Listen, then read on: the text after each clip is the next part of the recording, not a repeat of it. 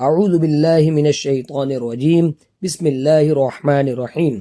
گزشتہ فضائل اعمال حکایت صحابہ میں پہلے باب آپ صلی اللہ علیہ وسلم کے طائف کا قصہ ہم نے پڑھا تھا۔ آج حکایت صحابہ اس میں دوسرا قصہ پڑھنے جا رہا ہوں۔ قصہ حضرت انس ابن نضر رضی اللہ عنہ کی شہادت کا۔ حضرت انس ابن نضر رضی اللہ عنہ ایک صحابی تھے جو بدر کی لڑائی میں شریک نہیں ہو سکے تھے۔ ان کو اس چیز کا صدمہ تھا، اس پر اپنے نفس کو ملامت کرتے تھے، اسلام کی پہلی عظیم الشان لڑائی اور تو اس میں شریک نہ ہو سکا۔ اس کی تمنا تھی کہ کوئی دوسری لڑائی ہو تو حوصلے پورے کروں۔ اتفاق سے احد کی لڑائی پیش آ گئی جس میں یہ بڑی بہادری اور دلیری سے شریک ہوئے۔ احد کی لڑائی میں اول تو مسلمانوں کو فتح ہوئی، مگر آخر میں ایک غلطی کی وجہ سے مسلمانوں کو شکست ہوئی۔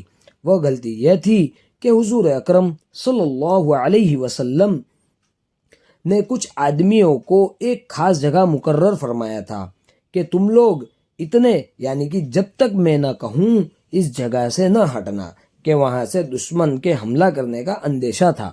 جب مسلمانوں کو شروع میں فتح ہوئی تو کافروں کو بھاگتا ہوا دیکھ کر یہ لوگ بھی اپنی جگہ سے یہ سمجھ کر ہٹ گئے کہ اب جنگ ختم ہو چکی ہے، اس لیے بھاگتے ہوئے کافروں کا پیچھا کیا جائے اور غنیمت کا مال حاصل کیا جائے۔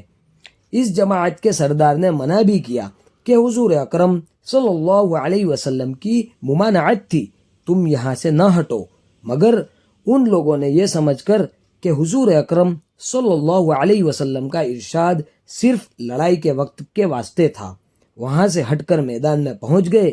بھاگتے ہوئے کافروں نے اس جگہ کو خالی دیکھ کر اسی طرف سے آ کر حملہ کر دیا۔ مسلمان بے فکر تھے، اس اچانک بے خبری کے حملہ سے مغلوب ہو گئے اور دونوں طرف سے کافروں کے بیچ میں آ گئے، جس کی وجہ سے ادھر ادھر پریشان بھاگ رہے تھے۔ حضرت انس رضی اللہ عنہ نے دیکھا کہ سامنے سے ایک دوسرے صحابی حضرت سعد ابن معاذ رضی اللہ عنہ آ رہے ہیں۔ ان سے کہا کہ اے سعد، کہاں جا رہے ہو؟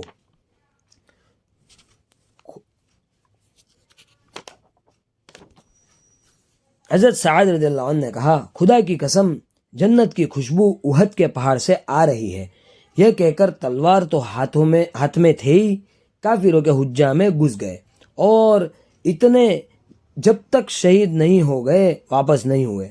شہادت کے بعد ان کے بدن کو دیکھا تو چھلنی ہو گیا تھا۔ 80 سے زیادہ زخم تیر اور تلوار کے بدن پر تھے۔ ان کی بہن نے انگلیوں کے پوروں سے ان کو پہچانا۔